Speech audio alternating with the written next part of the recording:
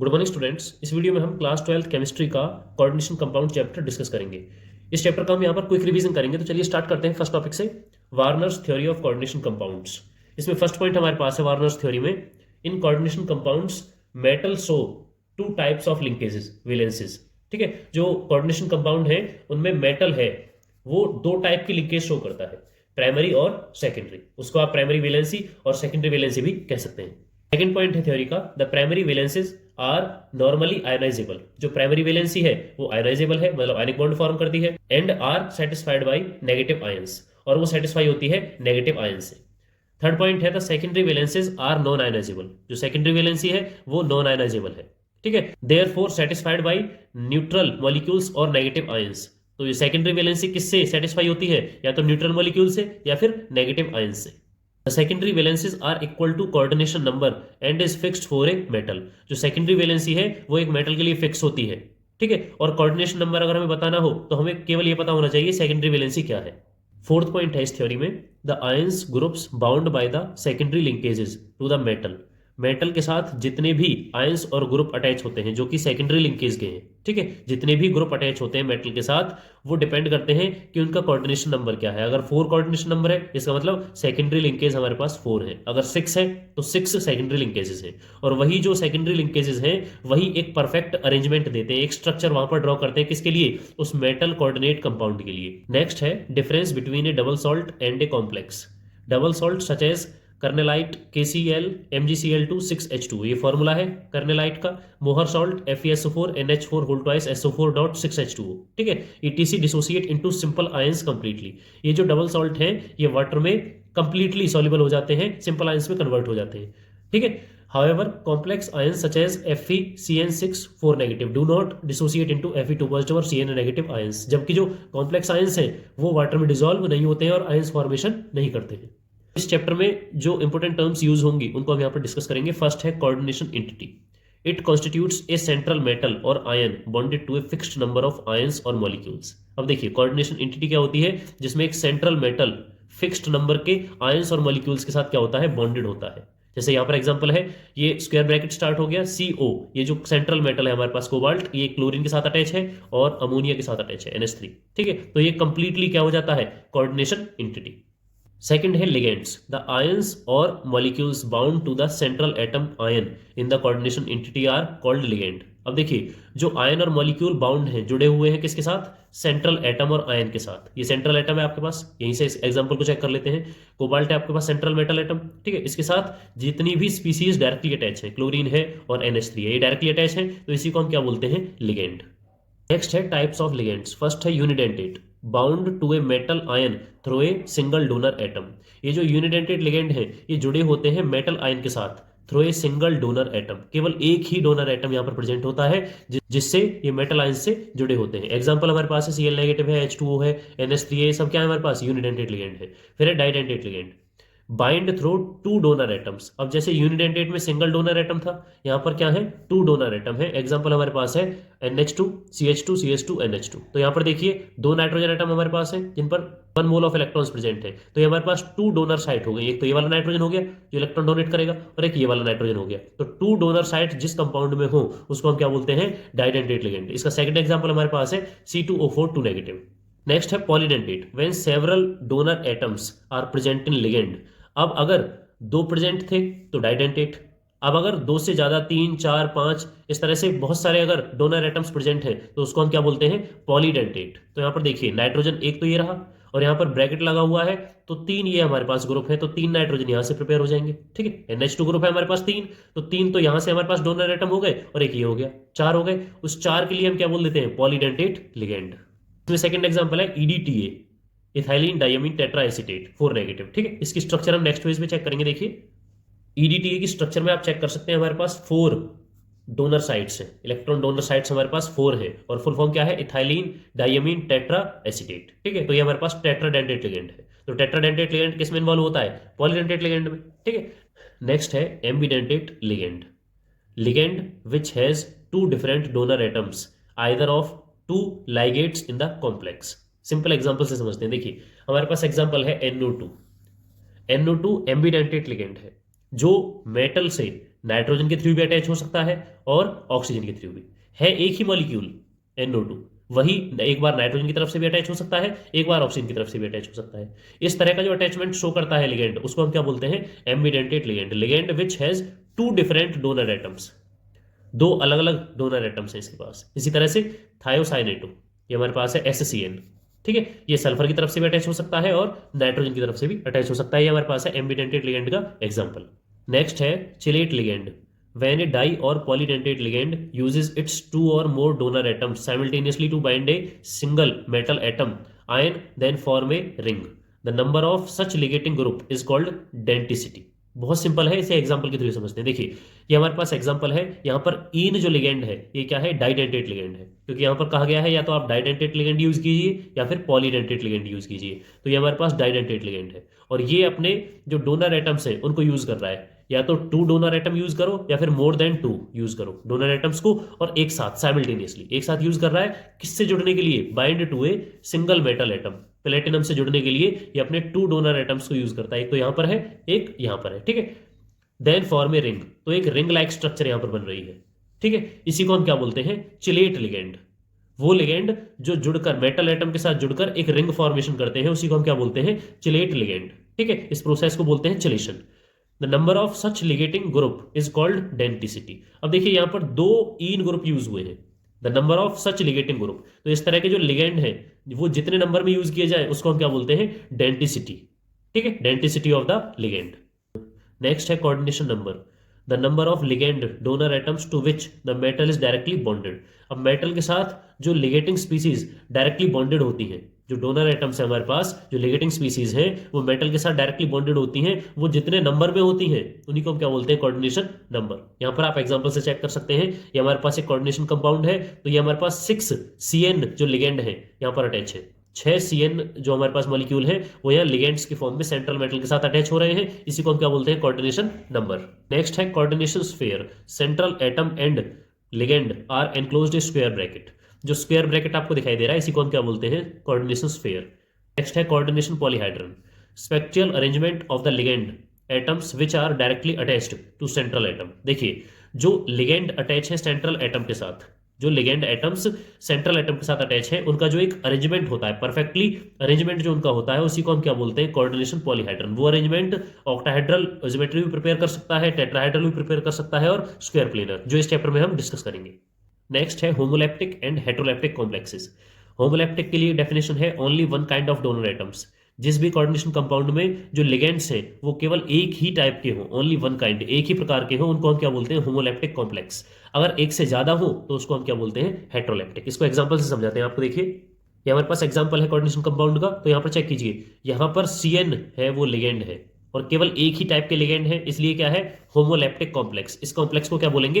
Homoleptic complex. यहां पर check कीजिए, यहां पर एक से ज्यादा लिगेंड है, एक से ज्यादा टाइप है लिगेंड का, NH3 है और Cl है, ठीक है। तो ये हमारे पास है हेटेरोलैप्टिक कॉम्प्लेक्स। नेक्स्ट टॉपिक हमारे पास है नोमेनक्लेचर ऑफ कोऑर्डिनेशन कंपाउंड्स। हम यहाँ पर नोमेनक्लेचर डिस्कस करेंगे कोऑर्डिनेशन कंपाउंड का। देखिए हमें यहाँ पर कुछ एग्जांपल्स गिवन है, ठीक है। इन एग्जांपल्स के थ्रू ही हम रूल्स को समझेंगे। तो फर्स्ट कंपाउंड हमारे पास है, तो इसकी नेमिंग चेक कीजिए, try amine try aqua chromium 3 chloride. तो इसको समझते हैं सबसे पहले। देखिए अगर हमारे पास कुछ इस तरह का कंपाउंड है तो यहाँ पर सबसे पहले नेमिंग होगी लिगेंडिंग स्पीसीज की, तो यहाँ पर लिगेंडिंग स्पीसीज भी अल्फाबेटिकली लिखी जाएंगी। तो ये हमारे पास अमाइन है NH3 और ये हमारे पास एक्वा है, ठीक है। तो अमाइन अल्फाबेटिकली पहले आता है, तो 3 है तो ट्राई, और अमाइन है तो ये हो गया अमाइन। अब आपको चेक करना है कि यहां पर अमाइन में डबल M यूज आपको करना है, डबल M, ठीक है। अमाइन ट्राई, 3 एक्वा है, H2O के लिए हम एक्वा वर्ड यूज करते हैं, ठीक है, ट्राई एक्वा। उसके बाद सेंट्रल मेटल की नेमिंग होती है क्रोमियम।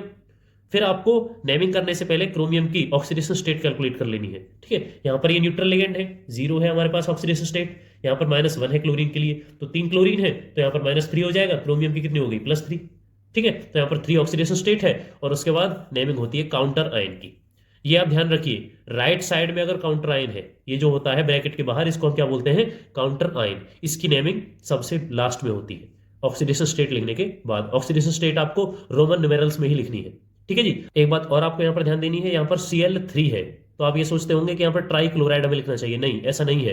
IUPAC के गाइडलाइंस के अकॉर्डिंग यहाँ पर केवल क्लोराइड ही लिखा जाएगा, ट्राई क्लोराइड नहीं आएगा। चाहे यहाँ पर 5 हो, 10 हो, 20 हो, कितने भी काउंट्रायंस हो, लेकिन यहाँ पर सिंगल फॉर्म में ही लिखा जाएगा, क्लोराइड ही यहाँ पर यूज होगा। सेकंड एग्जांपल देखिए, हमारे पास सेकंड एग्जांपल है, इसकी नेमिंग है। तो यहाँ पर चेक कीजिए, हमारे पास एक लिगेटिंग स्पीसीज है डाइडेंटेट, ठीक है। इसको आप रिप्रेजेंट कर सकते हो ईन से भी, ठीक है, ईन से भी आप रिप्रेजेंट कर सकते हो।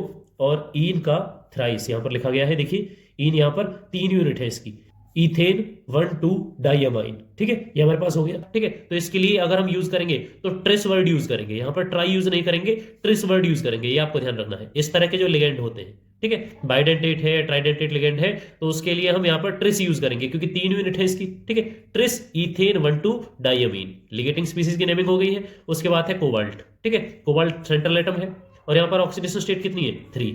ऑक्सीडेशन स्टेट कितनी है, 3, उसे आप कैलकुलेट कर सकते हैं। और ये हमारे पास है SO4 सल्फेट। तो जैसा मैंने कहा कि यहाँ पर क्लोरीन भी 3 है, यहाँ पर सल्फेट 3 है, लेकिन यहाँ पर केवल एक ही सल्फेट आपको यूज करना है। थर्ड एग्जांपल चेक कीजिए, यहाँ पर हमारे पास नेमिंग है। फर्स्टली इस कंपाउंड की हम नेमिंग करेंगे। यहाँ पर देखिए डाई अमाइन, 2 अमाइन है हमारे पास, और उसके बाद सिल्वर है, सिल्वर की ऑक्सीडेशन स्टेट यहाँ पर क्या है, +1, ठीक है, ये हो गया। उसके बाद है डाई साइनाइडो, CN ग्रुप है तो साइनाइडो ग्रुप यूज हो जाएगा। और उसके बाद है अर्जेंटेट, अर्जेंटेट, और 1 ही यहाँ पर ऑक्सीडेशन स्टेट है सिल्वर की। फोर्थ एग्जांपल नेमिंग के लिए जिसमें हमने एम्बिडेंटेट लिगेंड यूज किया है, ठीक। यहाँ पर हमारे पास अल्फाबेटिकली सबसे पहले डाई अमाइन यूज होगा, ठीक है। उसके बाद क्लोराइडो, क्लोराइडो, ठीक है, क्लोरीन के लिए। और फिर नाइट्राइटो, NO2 जो हमारे पास है वो है नाइट्राइटो। अब क्योंकि ये नाइट्रोजन की तरफ से प्लेटिनम से जुड़ा हुआ है, इसलिए N लिखा गया है। एम्बिडेंटेट लिगेंड में यही बात आपको ध्यान रखनी है कि किस तरफ से जो लिगेंड है वो जुड़ा हुआ है। अगर ये ऑक्सीजन की तरफ से जुड़ा होता तो यहाँ पर लिखा आता ONO, ठीक है, इस तरह से, तो यहाँ पर लिखा जाता फिर नाइट्राइटो O। अब यहाँ पर क्योंकि ये NO2 है तो ये नाइट्राइटो N लिखा गया है, प्लेटिनम 2, प्लेटिनम की ऑक्सीडेशन स्टेट कितनी है, +2, ठीक है जी। नेक्स्ट एग्जांपल चेक कीजिए, यहाँ पर अगर हम नेमिंग करते हैं तो देखिए यहाँ पर लेफ्ट साइड में काउंटर आयन है। अगर लेफ्ट साइड में काउंटर आयन होता है तो हम सबसे पहले काउंटर आयन की नेमिंग करते हैं, और 3 हो, 4 हो, 10 हो, 15 हो, कितने भी काउंटर आयन हो, हम केवल सिंगल फॉर्म में ही उसे लिखेंगे, पोटासियम। यहाँ से थोड़ा सा स्पेस देना है आपको, स्पेस देना है काउंटर आयन में, ठीक है। जैसे यहाँ पर है तो यहाँ पर थोड़ा सा स्पेस आ जाता है काउंटर आयन में, ठीक है। तो यहाँ पर काउंटर आयन लिखने के बाद हम लिखेंगे ट्राई ऑक्सिलेटो, ये हमारे पास C2O4 है, ये लिगेंड है, तो ट्राई ऑक्सिलेटो क्रोमेट। अब एक और बात आपको ध्यान रखनी है, जब लेफ्ट साइड में आप काउंटर आयन यूज करते हो, यहाँ पर लेफ्ट साइड में अगर काउंटर आयन यूज होता है तो यहाँ पर क्रोमियम ना आकर यहाँ पर क्या आ गया है, क्रोमेट, क्योंकि लास्ट में फिर EM की जगह 8 यूज हो जाता है। ये IUPAC रिकमेंडेड है। IUPAC के साइन कन्वेंशन के अकॉर्डिंग जो रूल्स हैं नेमिंग के, वो आप NCERT से भी एक बार रीड कर सकते हो, ठीक है। वहां से आपको पता लगेगा कि क्रोमियम में क्रोमेट क्यों यूज हुआ है। 3 यहाँ पर ऑक्सीडेशन स्टेट है क्रोमियम के लिए। नेक्स्ट है जिसमें कंपाउंड में आपको चार्ज गिवन है 3 नेगेटिव। अब आप एक बात ध्यान दीजिए, अगर 3 नेगेटिव को हमें न्यूट्रलाइज करना है तो हमें यहाँ पर पॉजिटिव चार्ज यूज करना पड़ेगा, 3 पॉजिटिव। और अगर हम 3 पॉजिटिव चार्ज यूज करेंगे तो हमें यहाँ पर काउंटर आयन लेफ्ट साइड में यूज करना पड़ेगा, लेफ्ट साइड में काउंटर आयन यूज करना पड़ेगा। तो एक तरह से हमें आपको ये समझाना चाहते हैं कि अगर नेगेटिव चार्ज है तो नेगेटिव चार्ज में मेटल के लास्ट में 8 यूज होगा। अगर कोई नेगेटिव चार्ज कोऑर्डिनेशन कंपाउंड है और उसकी नेमिंग आप कर रहे हो तो वहां पर लास्ट में 8 यूज करोगे, ठीक है। कोबाल्ट ना लिखकर कोबाल्टेट आपको लिखना पड़ेगा। हेक्सा साइनो, बाकी सब कुछ सेम है, हेक्सा साइनाइडो कोबाल्टेट 3 ऑक्सीडेशन स्टेट है, यहां से 3 नेगेटिव ये है, तो ये कितना हो जाएगा, 3 पॉजिटिव। लास्ट एग्जांपल है इसके लिए यहाँ पर जिसमें IUPAC नेमिंग कर रहे हैं हेक्सा एक्वा, 6 वाटर मॉलिक्यूल है, हेक्सा एक्वा क्रोमियम। अब जैसे यहाँ पर नेगेटिव चार्ज है तो 8 आ गया, यहाँ पर पॉजिटिव चार्ज है तो बिल्कुल नॉर्मल लिखा जाएगा EM क्रोमियम। देखिए यहाँ पर लेफ्ट साइड में काउंटर आयन था, ठीक है, positive electro positive counter ion है, तो यहाँ पर 8 आ गया था, क्रोमियम में क्रोमेट हो गया था। यहाँ पर क्रोमियम है क्योंकि यहाँ पर अगर आपको पॉजिटिव को नलीफाई करना है तो आपको नेगेटिव लेना पड़ेगा, और नेगेटिव राइट साइड में लगेगा। क्लोरीन ले सकते हो, ब्रोमीन ले सकते हो, सल्फेट ले सकते हो, तो यहाँ पर आपको नेगेटिव लेना पड़ेगा। अगर नेगेटिव काउंटर आयन है तो आपको सिंपली लिखना है क्रोमियम। नेक्स्ट है isomerism in coordination compounds. First है हमारे पास geometrical isomerism and optical isomerism. ये दोनों ही आइसोमेरिज्म के टाइप स्टीरियो आइसोमेरिज्म के अंडर आते हैं, ठीक है। ये 3 डायमेंशनली आइसोमेरिज्म है। तो फर्स्ट हमारे पास है ज्योमेट्रिकल आइसोमेरिज्म के एग्जांपल। देखिए एग्जांपल के अकॉर्डिंग चेक करें तो ज्योमेट्रिकल के 2 टाइप हैं, सिस और ट्रांस। सिस में आप चेक कीजिए same group on same side, same group on same side, और ट्रांस में आप चेक कीजिए same group on opposite side, ठीक है जी। इसी तरह से ये तो हमारे पास हो गया जिसमें 4 लिगेंड है, देखिए 2 NH3 लिगेंड और 2 Cl लिगेंड। इसी तरह से अगर हम यहाँ पर चेक करें जिसमें 6 लिगेंड प्रेजेंट है, NH3 4 है और Cl 2 है, तो उसके लिए आप चेक कीजिए ये हो गया सिस। यहाँ पर देखिए सेम ग्रुप सेम साइड है, सेम ग्रुप सेम साइड है, आप चेक कर सकते हैं, ठीक है। और यहाँ पर चेक कीजिए ट्रांस है तो same group on opposite side. Opposite side है ना, सेम ग्रुप, ठीक है। तो ये हमारे पास ट्रांस हो गया, ये सिस हो गया। तो ये एग्जांपल हमारे पास है ज्योमेट्रिकल आइसोमेरिज्म के लिए। सेकंड हमारे पास एग्जांपल है ऑप्टिकल आइसोमेरिज्म के लिए। तो यहां पर हमारे पास 3 इन लिगेंड प्रेजेंट है, 3 इन इन इन, ठीक है। तो ये हमारे पास क्या हो गया है, यहां पर कोऑर्डिनेशन नंबर हो जाएगा 6, क्योंकि यहां पर 3 है और ये डाइडेंटेड लिगेंड है। तो 3 इंटू 2 6, तो 6 कोऑर्डिनेशन नंबर हो गया यहाँ पर। 6 कोऑर्डिनेशन नंबर होने से यहाँ पर आप चेक कीजिए, हम जैसे ही मिरर इमेज इसकी चेक करेंगे तो मिरर इमेज में हमारे पास ये इमेज बनती है, तो बिल्कुल सेम है। तो सेम अगर इमेज है तो ये क्या हो जाएगा, optically inactive, optically optically inactive, inactive. अगर डिफरेंस आता है इमेज में तो उसे बोलेंगे एक्टिव, अदरवाइज इनएक्टिव, ठीक है। अब ये डेक्स्ट्रो और लीवो क्या है, जब भी हम इस सॉल्यूशन में से प्लेन पोलराइज्ड लाइट को पास कराएंगे तो ये राइट साइड में रोटेट हो जाता है। आप समझिए, ये जो स्ट्रक्चर हमारे पास है इसमें से, इस सॉल्यूशन में से जब हम प्लेन पोलराइज्ड सिंगल प्लेन में जो लाइट है उसको जैसे ही हम पास कराएंगे तो तुरंत ये राइट साइड में रोटेट हो जाएगा, तो इसलिए इसका नाम है डेक्स्ट्रो रोटेटरी, ठीक है। तो अगर हम इसमें से, इस सॉल्यूशन में से अगर हम लाइट को पास कराएंगे तो ये लेफ्ट में रोटेट हो जाएगा, इसलिए इसको बोलेंगे लीवो रोटेटरी। इसी तरह से सेकंड एग्जांपल यहाँ पर है जो ऑप्टिकली एक्टिव है। यहाँ पर चेक कीजिए, लेफ्ट साइड में इन है और वो राइट साइड में चला गया है, और यहाँ पर चेक कीजिए ये राइट साइड में क्लोरीन है, ये लेफ्ट साइड में आ गया है। तो स्ट्रक्चर में चेंज आ गया। स्ट्रक्चर में चेंज आने से ये तो है ऑप्टिकली इनएक्टिव और ये है ऑप्टिकली एक्टिव, तो ये ऑप्टिकल आइसोमेरिज्म शो कर रही है और ये ऑप्टिकल आइसोमेरिज्म शो नहीं कर रही है, ठीक है। तो यहाँ पर ऑप्टिकली इनएक्टिव का भी एग्जाम्पल ले लिया है, ऑप्टिकली एक्टिव का भी एग्जाम्पल ले लिया है। नेक्स्ट है linkage isomerism, arises due to ambidentate ligand. अगर किसी भी कॉम्प्लेक्स कंपाउंड में एम्बिडेंटेड लिगेंड प्रेजेंट है तो वहाँ पर जो आइसोमेरिज्म जनरेट होगा वो होगा लिंकेज आइसोमेरिज्म, ठीक है। यहाँ पर चेक कीजिए, ये हमारे पास NCS थायोसाइनेट एक लिगेंड है जो एक बार तो नाइट्रोजन की तरफ से अटैच होता है और एक बार सल्फर की तरफ से, ठीक है। तो यहाँ पर एक ही लिगेंड ने 2 डिफरेंट साइट बना रखी हैं, एक बार नाइट्रोजन से और एक बार सल्फर से अटैचमेंट की, ठीक है। इसलिए इसको क्या बोलते हैं, लिंकेज आइसोमेरिज्म, क्योंकि यहाँ पर लिंक चेंज हुआ है। नेक्स्ट है coordination isomerism, arises due to interchange of ligands. अब ये जो आइसोमेरिज्म है किस तरह से एराइज होता है, इंटरचेंज ऑफ लिगेंड। अगर हम लिगेंड्स को इंटरचेंज कर देते हैं between cationic and anionic entities of different metal ions present in a complex. जो डिफरेंट मेटल आयंस हैं उनके साथ अगर हम लिगेंड्स को एक्सचेंज कर देते हैं, इंटरचेंज कर देते हैं, तो वहाँ पर कोऑर्डिनेशन आइसोमेरिज्म जनरेट होता है। देखिए यहाँ पर एग्जाम्पल है CONH3 CrCN6, ठीक है। ये कोऑर्डिनेशन कंपाउंड्स के पेयर हैं और यहाँ पर इन्हें आइसोमेरिक फॉर्म में किस तरह से चेंज किया गया है, क्रोमियम किसके साथ जुड़ गया है, अमाइन लिगेंड के साथ, NH3 के साथ जुड़ गया है क्रोमियम, ठीक है। तो इंटरचेंजिंग हुई है लिगेंड्स की, और उसके बाद ये कोबाल्ट है, ये CN साइनो ग्रुप के साथ अटैच हो गया है। तो इस तरह के जो आइसोमेरिज्म होते हैं जिनमें लिगेंड्स की इंटरचेंजिंग होती है, इंटरचेंज ऑफ लिगेंड, उनको क्या बोलते हैं, कोऑर्डिनेशन आइसोमेरिज्म। नेक्स्ट है ionization isomerism, arises due to counter ion displace a ligand which can then become the counter ion. बहुत ही सिंपल है, इसमें काउंटर आयन जो होता है वो लिगेंड को डिस्प्लेस कर देता है और फिर लिगेंड क्या होता है, काउंटर आयन बन जाता है। यहाँ पर चेक कीजिए, ब्रोमीन SO4 की जगह पर आ गया है और SO4 ब्रोमीन की जगह पर आ गया है, ठीक है। तो यहाँ पर काउंटर आयन और लिगेंड एक्सचेंज हो गए हैं, ठीक है। तो जो काउंटर आयन होता है ये आयनाइजेबल पार्ट होता है। अब क्योंकि जो आयनाइजेबल पार्ट है वही चेंज हुआ है, इसलिए इसको बोलते हैं आयोनाइजेशन या फिर आयोनिक आइसोमर, ठीक है जी। नेक्स्ट है सॉल्वेट और हाइड्रेट आइसोमेरिज्म। चेक कीजिए, this is similar to ionic isomerism. ये जो आइसोमेरिज्म है ये सिमिलर है आयनाइजेशन आइसोमेरिज्म के, ठीक है। चेक कीजिए, यहाँ पर कंपाउंड है CrH2O6 Cl3, CrH2O5 Cl2H2।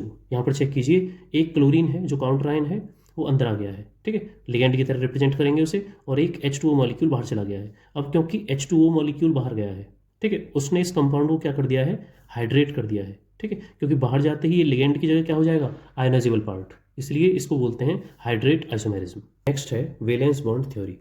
According to this theory the metal atom और ion under the influence of ligands can use its N-1d NS NP और NS NP ND ऑर्बिटल्स। यहाँ पर चेक कीजिए, इस थ्योरी के अकॉर्डिंग मेटल एटम को ligand के साथ जुड़ने के लिए N-1d orbital, NS orbital, NP orbital या फिर NS NP और ND ऑर्बिटल्स का यूज करना पड़ता है for hybridization to yield a set of equivalent orbitals of definite geometry such as octahedral, tetrahedral, square planar ETC। अगर हमें हाइब्रिडाइजेशन चेक करना है, ठीक है, हाइब्रिडाइजेशन चेक करना है तो जितने भी लिगेंड मेटल एटम के साथ जुड़े हैं ये चेक करना होता है उन्होंने किस तरह की ज्योमेट्री बनाई है। डेफिनेट ज्योमेट्री वो फॉर्म करेंगे, वो ऑक्टाहेड्रल हो सकती है, टेट्राहेड्रल हो सकती है या स्क्वायर प्लेनर हो सकती है। उसके लिए एग्जांपल चेक कर लेते हैं। देखिए CONH3 6 3 पॉजिटिव, ये हमारे पास एक कोऑर्डिनेट कंपाउंड है। यहाँ पर आप चेक कर सकते हैं लिगेंड्स कितने प्रेजेंट हैं, 6, ठीक है, तो जितने नंबर ऑफ लिगेंड्स प्रेजेंट होते हैं कोऑर्डिनेशन नंबर उतना ही हो जाएगा। तो कोऑर्डिनेशन नंबर कितना है 6, और जिसका कोऑर्डिनेशन नंबर 6 होता है उसकी ज्योमेट्री होती है ऑक्टाहेड्रल। ठीक है जी, ऑक्टाहेड्रल ज्योमेट्री है। उसके बाद चेक कीजिए ऑर्बिटल्स ऑफ CO3 पॉजिटिव। अगर हम कोबाल्ट 3 पॉजिटिव आयन का इलेक्ट्रॉनिक कॉन्फिगरेशन चेक करें तो वो हमारे पास है 3d6 4s0 4p0। ठीक है, अगर उसके बाद हाइब्रिडाइजेशन को चेक किया जाए तो यहाँ चेक कीजिए लिगेंड प्रेजेंट है हमारे पास NH3। ठीक है, NH3 जो लिगेंड है, यहाँ पर लॉन पेयर भी है नाइट्रोजन के पास, तो ये लॉन पेयर रिपल्शन क्रिएट करेंगे। रिपल्शन की वजह से ये जो अनपेयर्ड इलेक्ट्रॉन है ये पेयर अप हो जाएंगे, इस तरह से ये पेयर अप हो जाएंगे और कुछ इस तरह का इलेक्ट्रॉनिक कॉन्फिगरेशन यहाँ पर जनरेट हो जाएगा। ठीक है जी, अब यहाँ से हमें 2 तो वेकेंट मिल जाएंगे D के ऑर्बिटल्स, ठीक है, और एक S का और 3 P के। तो यहाँ से D2sp3 हाइब्रिडाइजेशन जनरेट होगा, D2sp3।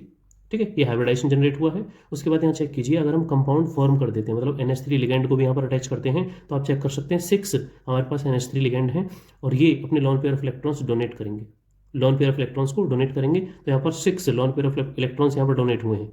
किन ऑर्बिटल्स में, यहाँ चेक कीजिए 2d है हमारे पास, 1s है और 3p है।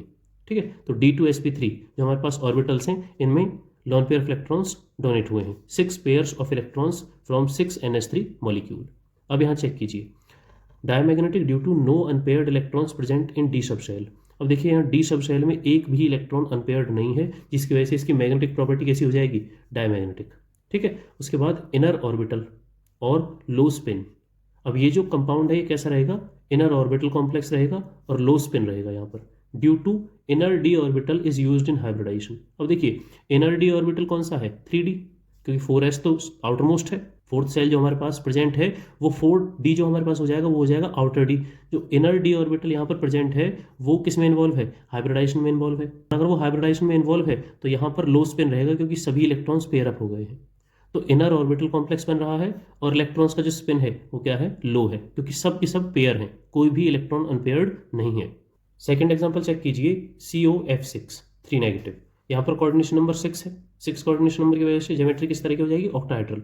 अब यहाँ चेक कीजिए जैसा हमने लास्ट एग्जांपल में चेक किया है, कोबाल्ट 3 पॉजिटिव आयन के लिए इलेक्ट्रॉनिक कॉन्फिगरेशन सेम रहेगा। हाइब्रिडाइजेशन यहाँ पर चेक कीजिए, हाइब्रिडाइजेशन अब यहाँ पर D2sp3 ना होकर कितना हो गया है, sp3d2, मतलब इसमें इनर D हाइब्रिडाइजेशन में इन्वॉल्व नहीं है, आउटर D जो हमारे पास है 4d वो इन्वॉल्व है। यहाँ पर चेक कर सकते हो आप, यहाँ पर तो 3d था वो इन्वॉल्व है, यहाँ पर आउटर जो 4d है वो हाइब्रिडाइजेशन में इन्वॉल्व है। उसका रीजन क्या है, उसका रीजन है लिगेंड। जो F है हमारे पास फ्लोरीन, ये एक वीक फील्ड लिगेंड है। वीक फील्ड लिगेंड होने की वजह से ये इलेक्ट्रॉन्स को अंदर की तरफ पेयर नहीं कर पाएगा, मतलब यहाँ पर एक रिपल्शन क्रिएट नहीं कर पाएगा, इसलिए ये सारे इलेक्ट्रॉन्स अनपेयर्ड रह जाएंगे। और फ्लोरीन अपने लॉन पेयर ऑफ इलेक्ट्रॉन्स को 4s 4p और 4d में डोनेट करेगा। तो यहाँ पर चेक कीजिए, ये हमारे पास 4s है, ये 3 ऑर्बिटल्स हैं जो 4p के हैं और 2 ऑर्बिटल्स हैं जो 4d के हैं, इसलिए हाइब्रिडाइजेशन sp3d2 हो जाएगा। ठीक है, 6 pair of electrons from fluorine. ठीक है, अब यहाँ पर प्रॉपर्टीज क्या बनेंगी, पैरामैग्नेटिक। पैरामैग्नेटिक नेचर क्या बनेगा, due to presence of unpaired d electrons, क्योंकि d ऑर्बिटल्स में अनपेयर्ड इलेक्ट्रॉन्स प्रेजेंट हैं, और अगर अनपेयर्ड इलेक्ट्रॉन्स प्रेजेंट हैं तो वहाँ पर मैग्नेटिक जो बिहेवियर है वो बनेगा पैरामैग्नेटिक। आउटर ऑर्बिटल कॉम्प्लेक्स, अब जैसा हमने यहाँ पर इनर ऑर्बिटल कॉम्प्लेक्स के लिए देखा था कि उसमें इनर D ऑर्बिटल इन्वॉल्व है, inner D orbital is used. यहाँ पर आउटर D ऑर्बिटल जो 4d है वो यूज हुआ है। आउटर ऑर्बिटल कॉम्प्लेक्स है और हाई स्पिन कॉम्प्लेक्स है, क्योंकि यहाँ पर अनपेयर्ड इलेक्ट्रॉन्स प्रेजेंट हैं, यहाँ पर अनपेयर्ड इलेक्ट्रॉन्स प्रेजेंट हैं तो इनका स्पिन हाई रहेगा। जब ये पेयर अप हो जाते हैं तब स्पिन हो जाता है लो, अब यहाँ पर रहेगा हाई स्पिन।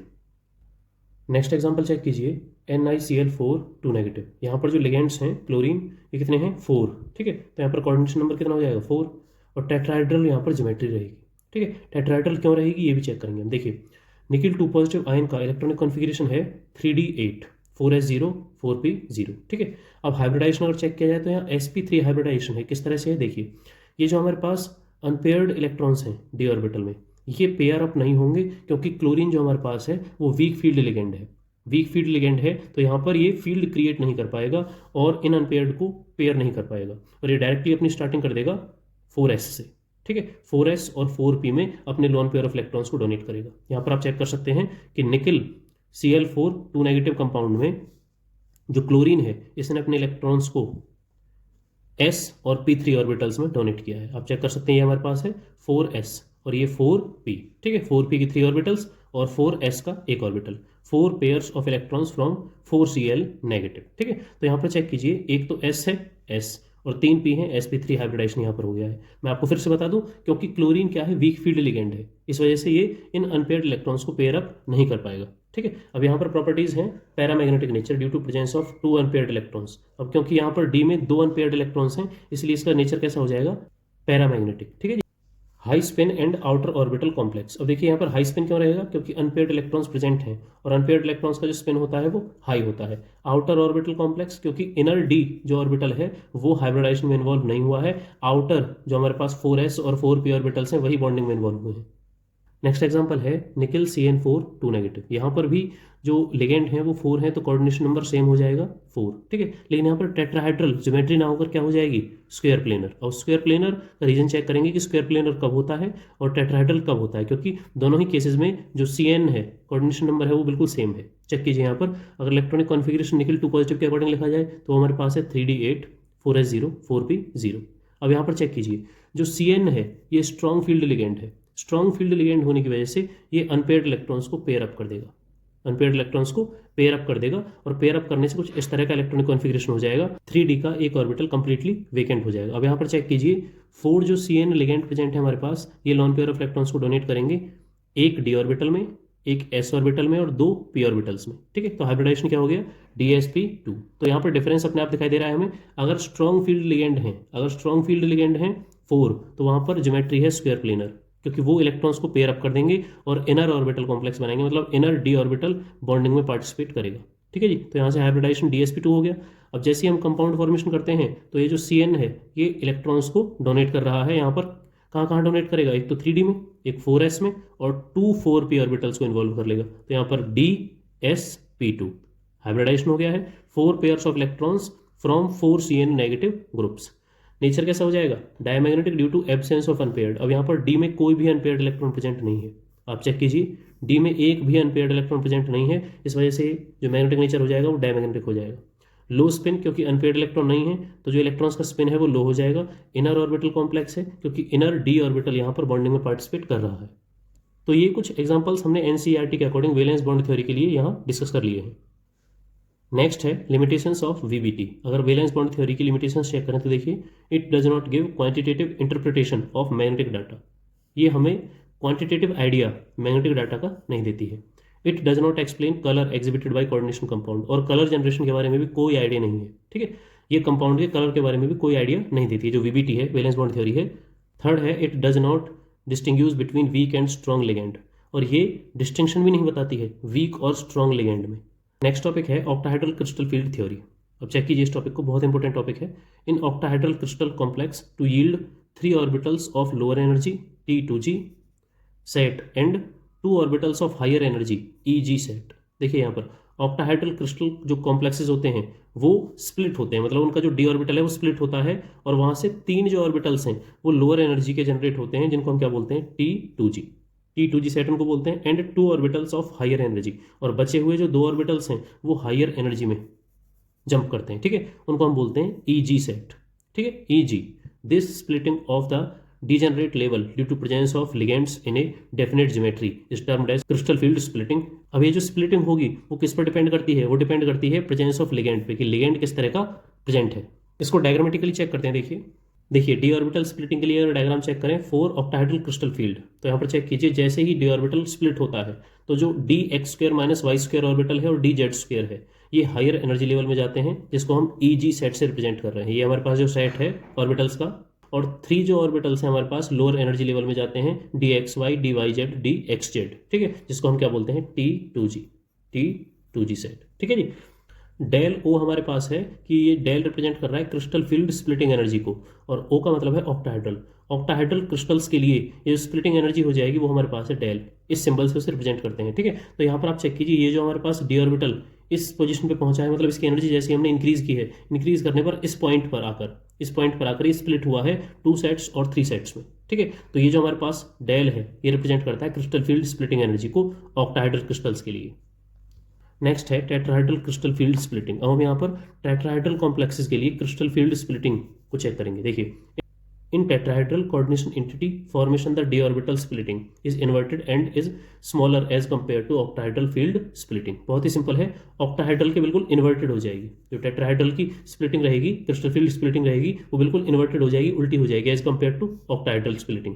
यहाँ चेक कीजिए, ये हमारे पास डी ऑर्बिटल, डी ऑर्बिटल्स की जैसी एनर्जी बढ़ाई गई, इस तरह से डी ऑर्बिटल्स की जैसी एनर्जी बढ़ाई गई तो ये स्प्लिट होता है, लेकिन अब की बार ये बिल्कुल इन्वर्टेड होता है, अपोजिट होता है ऑक्टाहेड्रल के।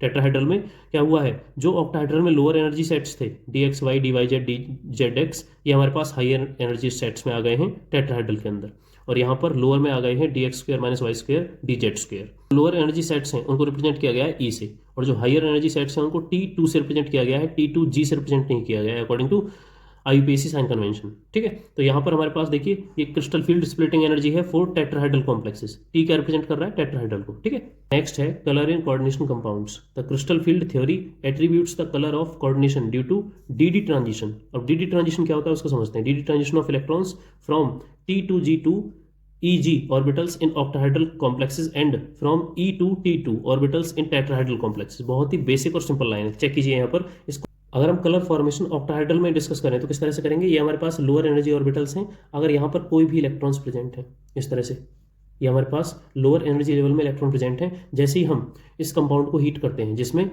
DXY, DYZ और DXZ ऑर्बिटल्स में सिंगल सिंगल इलेक्ट्रॉन्स प्रेजेंट हैं। ठीक है, जैसे ही हम इसे हीट करते हैं तो यहाँ से लोअर एनर्जी लेवल से हायर एनर्जी लेवल में इलेक्ट्रॉन जंप करते हैं, हायर एनर्जी लेवल में इलेक्ट्रॉन जंप करते हैं कुछ ना कुछ एनर्जी को एब्जॉर्व करके। उसके बाद जैसे ही हम जो एनर्जी सोर्स है उसको रिमूव करते हैं तो ये इलेक्ट्रॉन्स एब्जॉर्व की हुई एनर्जी को रेडिएट करते हैं और जंप कर जाते हैं वापस से लोअर एनर्जी लेवल में, लोअर एनर्जी लेवल में, तो वहां से कलर फॉर्मेशन होता है। इसी तरह से टेट्राहेड्रल में है कि अगर लोअर एनर्जी ऑर्बिटल्स में कोई इलेक्ट्रॉन्स प्रेजेंट हैं, ठीक है, वो जंप करते हैं एनर्जी एब्जॉर्व करने के बाद हायर एनर्जी ऑर्बिटल्स में, यहाँ से एनर्जी का लॉस करते हैं और एनर्जी का लॉस करने के बाद वापस लोअर एनर्जी ऑर्बिटल में जंप कर जाते हैं। ठीक है, तो इस तरह से ही यहाँ पर जो एनर्जी एब्जॉर्प्शन के थ्रू क्या हुआ है, कलर फॉर्मेशन हुआ है, इसी को हम बोलते हैं डी ट्रांजिशन। डी ट्रांजिशन का मीनिंग क्या है, डी ऑर्बिटल से डी ऑर्बिटल्स में ही जंप करना। उसके लिए एग्जांपल हमारे पास है टाइटेनियम H2O होल 6 3 पॉजिटिव, ठीक है, जो वॉयलेट कलर शो करता है। नेक्स्ट है metal carbonyls. Metal carbonyl are the organometallic compound in which carbon monoxide act as a ligand. अब मेटल कार्बोनिल कौन से कंपाउंड हैं जिनमें मेटल के साथ कार्बन मोनोऑक्साइड एक लिगेंड की तरह एक्ट करेगा। Nickel carbonyl, iron carbonyl, chromium carbonyl ETC, ये सब हमारे पास जो एग्जाम्पल है, इनमें सब में लिगेंड क्या है, कार्बन मोनोऑक्साइड, कार्बन मोनोऑक्साइड, इसलिए इन्हें क्या बोलेंगे, मेटल कार्बोनिल्स। नेक्स्ट है बॉन्डिंग इन मेटल कार्बोनिल्स। यहाँ पर चेक कीजिए, the metal carbon bond in metal carbonyl have both sigma and pi character. अगर हम मेटल कार्बन बॉन्ड की बात करें तो वहां पर सिग्मा करेक्टर भी होता है और पाई करेक्टर भी होता है। The metal to ligand bonding creates a synergic effects which strengthen the bond between CO and the metal. अब यहाँ पर चेक कीजिए, जो कार्बन और मेटल के बीच में बॉन्डिंग हो रही है NCERT बुक के अकॉर्डिंग, इसको हम क्या बोलते हैं, सिनर्जिक बॉन्डिंग। सिनर्जिक बॉन्डिंग यहाँ पर देखिए, जो सिग्मा बॉन्ड है, जो सिग्मा बॉन्ड है उसमें क्या हो रहा है, यहाँ पर जो कार्बन है ये अपने लॉन पेयर ऑफ इलेक्ट्रॉन्स को डोनेट कर रहा है मेटल की तरफ, एरो रिप्रेजेंट कर रहा है ना इसी बात को। और जो पाई बॉन्ड है उसमें क्या हो रहा है कि मेटल के जो लॉन पेयर ऑफ इलेक्ट्रॉन्स हैं वो डोनेट हो रहे हैं कार्बन की तरफ। ठीक है, तो यहाँ पर पाई बॉन्ड तो बना रहा है मेटल, और जो सिग्मा बॉन्ड है ये फॉर्म कर रहा है कार्बन। ठीक है, तो ये हमारे पास क्या है, सिनर्जिक बॉन्डिंग। सिनर्जिक बॉन्डिंग जो इस कंपाउंड को स्ट्रेंथ देती है, मतलब इसको स्टेबल बनाती है। इस चैप्टर के लिए लास्ट टॉपिक है importance and applications of coordination compounds. Coordination compounds find use in many qualitative and quantitative chemical analysis. अगर हम क्वालिटेटिवली और क्वांटिटेटिवली केमिकल एनालिसिस करते हैं तो वहां पर कोऑर्डिनेशन कंपाउंड्स का यूज किया जाता है। सेकंड है hardness of water is estimated. अगर हमें वाटर की हार्डनेस को एस्टिमेट करना है तो भी हम टाइट्रेशन के थ्रू एस्टिमेट कर सकते हैं, जिसमें हमारे पास कॉम्प्लेक्स कंपाउंड है Na2EDTA। थर्ड है some important extraction processes of metal. अगर हमें मेटल्स को एक्सट्रैक्ट करना है, मतलब प्योरीफाई करना है, like those of silver and gold, make use of complex formation. ठीक है, अगर हमें सिल्वर और गोल्ड का कॉम्प्लेक्स फॉर्मेशन करना है तो वहां पर भी हम कोऑर्डिनेशन कंपाउंड्स का यूज करते हैं। नेक्स्ट है the pigment responsible for photosynthesis. जो पिगमेंट फोटोसिंथेसिस के लिए रेस्पॉन्सिबल होता है, chlorophyll is a coordination compound. वो जो पिगमेंट है क्लोरोफिल, वो भी एक कोऑर्डिनेशन कंपाउंड है, किसका, मैग्नीशियम का। लास्ट पॉइंट है coordination compound are used as catalyst for many industrial processes. जो कोऑर्डिनेशन कंपाउंड्स हैं ये कैटलिस्ट की तरह भी यूज किए जाते हैं बहुत सारी इंडस्ट्रियल प्रोसेसेस में। ठीक, तो इस तरह से हमने यहाँ पर कोऑर्डिनेशन कंपाउंड्स का क्विक रिवीजन कर लिया है। आई होप कि आपको हर एक टॉपिक अच्छे से समझ में आया होगा। अगर इसमें कोई डाउट है तो आप कमेंट सेक्शन में पूछ सकते हैं।